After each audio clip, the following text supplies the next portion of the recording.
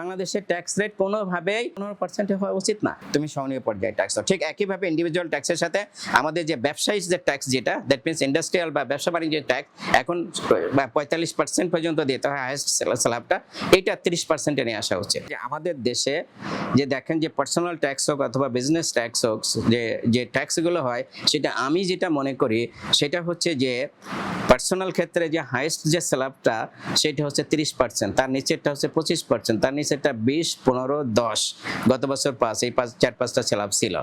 এখন ধরেন যে একজন মানুষ ট্যাক্স দিচ্ছে, আমি ট্যাক্স দিচ্ছি, আপনি ট্যাক্স দিচ্ছেন, তাহলে ট্যাক্স রাষ্ট্রীয় তো রাষ্ট্র পরিচালনা, রাষ্ট্র সেবা দিবে, তাহলে রাস্তাঘাট তৈরি করে রাষ্ট্রে আমাদেরকে শিক্ষা দিবে, স্বাস্থ্য দিবে, আইন শৃঙ্খলা রক্ষা করবে, তাহলে তো আমি সেখান থেকে বেনিফিটটা পাবো, তাই না? কিন্তু আমাদের এখানে তো আমরা সেই রাষ্ট্রীয় সেই বেনিফিটগুলো আমরা পাই না। আমরা হসপিটালে গেলে এই যে ট্যাক্সের বিনিময়ে যে সেবাটা সেটা তো পাচ্ছে না। এডুকেশন ইনস্টিটিউশনে বাচ্চা পড়ালে সবই তো পকেট থেকে দিতে হচ্ছে, সেই সুবিধাটা পাচ্ছে না। আমার রাস্তাঘাটে নিরাপত্তা নাই, আমার শৃঙ্খলার অভাব আছে, আমি post office, police service, court কাছারি যেখানে যাচ্ছে সেখানে তো আমি এই সুবিধাটা পাচ্ছি না। তার মানে আমার বার্ডেনটা কিন্তু আমার নিজের পকেট থেকে খরচ করতে হচ্ছে, রাইট? হ্যাঁ, এবং রাতারাতি তো সরকার ওই জিনিসগুলো চালু করে ফেলতে পারবে না যে বিদেশিদের মতো বা সিঙ্গাপুরের মতো সব সার্ভিস তার ট্যাক্স পেয়ারদের তার কাঙ্ক্ষিত সেবাটা দিবে, সেটা তো পারবে না। তাহলে এমনি মানুষ বার্ডেনসাম। আর সাইকোলজিক্যাল বিষয় যেটা, যখন একজন মানুষকে তার ইনকামের 100 টাকার ভিতরে 30 টাকা দিয়ে দিতে হয়, তখন কিন্তু সে সাইকোলজিক্যালি সে কিন্তু ট্যাক্স অ্যাভয়েড করতে চায়, ফাঁকি দিতে চায়, তাই না? এটা বিদেশের সিস্টেমটা তা ইউকে দিচ্ছে, আমেরিকা দিচ্ছে, জাপান দিচ্ছে, অমুক দিচ্ছে, সেটা ভিন্ন। কারণ তারা ওই যে আমি যেটা বললাম, তারা কিন্তু ট্যাক্স দিয়ে তারা সুবিধাটা পেয়ে যাচ্ছে, নাগরিক যে সুবিধা, ট্যাক্স দিয়ে তো আমি নাগরিক সুবিধাটা পাবো। এখন আমার প্রত্যেকটা জিনিস আমার পকেট থেকে করতে হচ্ছে।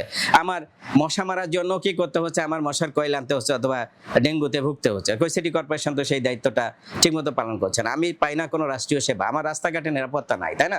তাহলে কোনো নাগরিক সেবা কিন্তু আমরা পাই না। সেই ক্ষেত্রে যখনই একজন মানুষকে 30%, 25%, 20% ট্যাক্স দিতে হয়, তখন কিন্তু সে ট্যাক্স ফাঁকি দেয়, এবং এদেশের প্রত্যেকটা মানুষ ট্যাক্স ফাঁকি দেয়, তাই না?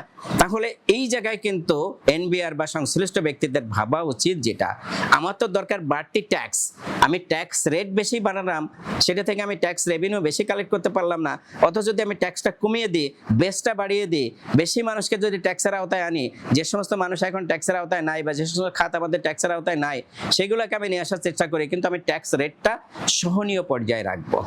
তাহলে একজন মানুষ যদি মনে করে আমার 3% ট্যাক্স, আমি এই ট্যাক্স দিলে আমি তো আমার টাকাটা বৈধ হচ্ছে, আমি বুক ফুলে বলতে পারছি যে আমি রিটার্ন দিই, আমি ট্যাক্স দিই, তাই না? এবং সরকারের সেই ইনসেন্টিভে নিয়ে আসতে হবে, সরকারকে জনগণকে সেই ইনসেন্টিভের ভিতরে নিয়ে আসতে হবে, ট্যাক্স পেয়ারদেরকে নানা রকম সুযোগ সুবিধা দিতে হবে, তাদেরকে প্রাধান্য দিতে হবে যারা বেশি ট্যাক্স দিচ্ছে, তাই না? তাহলে সেরকম করে যদি ট্যাক্স রেটটা কমিয়ে দেওয়া হয়, আমি যেটা মনে করি যে এই দেশের ট্যাক্স রেট, আমি শুনেছি যে দেশের এবার ট্যাক্স না 5% ছিল গত বছর মিনিমাম ট্যাক্স, এখন আগে বাড়া, আমি যেটা মনে করি সেটা 2.5%, 2% থেকে শুরু হওয়া উচিত। 2.5%, হ্যাঁ, 5%, 7.5%, 10%, 12.5%, 15%। বাংলাদেশের ট্যাক্স রেট কোনোভাবেই, আমি পার্সোনাল ট্যাক্সের কথা বলছি, ইন্ডিভিজুয়াল ট্যাক্সের কথা বলছি, এটা 15% হওয়া উচিত না। তাহলে একজন মানুষ যখন দেখবে যে সে 15%, 100 টাকা 15% দিলে তার ইনকামগুলো হোয়াইট মানি থাকতেছে, সে বিভিন্ন জায়গায় সম্মানিত হচ্ছে, তার কোথাও কোনো প্রবলেম নাই, তাই না? তাহলে কিন্তু সে ট্যাক্স দিতে উৎসাহী হবে এবং সে ট্যাক্স ফাঁকি দিবে না, কিন্তু সরকারি সামগ্রিক ট্যাক্সের যে রেভিনিউ সেটা কিন্তু বেড়ে যাবে। কিন্তু সেটা না করে আমরা যেটা করি 30% ট্যাক্স। আপনি দেখেন যে 30% ট্যাক্স প্রথমে প্রত্যেক মানুষের ক্ষেত্রে দেখেন যে আমার 100 টাকা ইনকাম করে 30 টাকা সরকারকে দিতে হচ্ছে, তখন সে চিন্তা করে আমি সরকারের কাছ থেকে কি পাচ্ছি যেটা বিদেশে পায় মানুষজন। তাহলে এখানে আমি সুনির্দিষ্টভাবে যেটা বলছি সেটা হলো সরকার ট্যাক্স বেসটা বাড়ানো উচিত। যে সমস্ত জায়গায় ট্যাক্স এখনো আসে নাই, অনেক ট্যাক্সের আওতায় আসে নাই, আমাদের এখানে প্রচুর মানুষ আছে যারা প্রচুর ইনকাম করে ইনফর্মাল সেক্টরে, তারা কিন্তু ট্যাক্সের আওতায় নাই।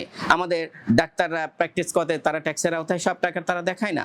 আমাদের স্কুল টিচার, কলেজ টিচাররা প্রাইভেট পড়ায়, সারা পৃথিবীতে কোচিং, বাংলাদেশে কোচিং পড়ায়, প্রচুর টাকা ইনকাম করে, কেউ 1 মাস আমেরিকায় ইউরোপে যে ঘুরে আসে, এরকম আছে, হ্যাঁ, এরা কিন্তু ট্যাক্সের আওতায় নাই। তাহলে এই জিনিসগুলোকে এবং আমাদের এই যে ছোটখাটো ব্যবসা বাণিজ্য, এগুলোকে নিয়ে আসা উচিত ট্যাক্সের আওতায়, কিন্তু সাথে তাদেরকে যেটা করতে হবে যে ভাই সহনীয় পর্যায়ে ট্যাক্স দাও, তুমি ট্যাক্স দাও, তুমি সহনীয় পর্যায়ে ট্যাক্স দাও। ঠিক একইভাবে ইন্ডিভিজুয়াল ট্যাক্সের সাথে আমাদের যে ব্যবসায়িক যে ট্যাক্স যেটা, দ্যাট মিনস ইন্ডাস্ট্রিয়াল বা ব্যবসা বাণিজ্যের ট্যাক্স এখন 45% পর্যন্ত দিতে হয় হাইয়েস্ট স্ল্যাবটা, এইটা 30% নিয়ে আসা উচিত।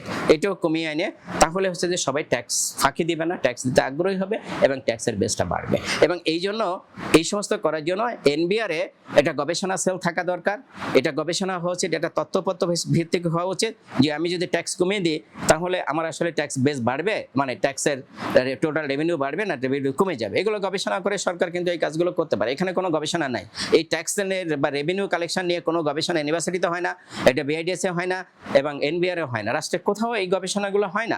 অথচ এটা কিন্তু একটা মক্ষম জিনিস যে আমি যদি রেভিনিউ না থাকে তাহলে আমি বড় বাজেট দিব, মানুষকে সন্তুষ্ট করবো কি করে, আমি এত লোকজন পুষবো, সেটা কোথা থেকে দেব?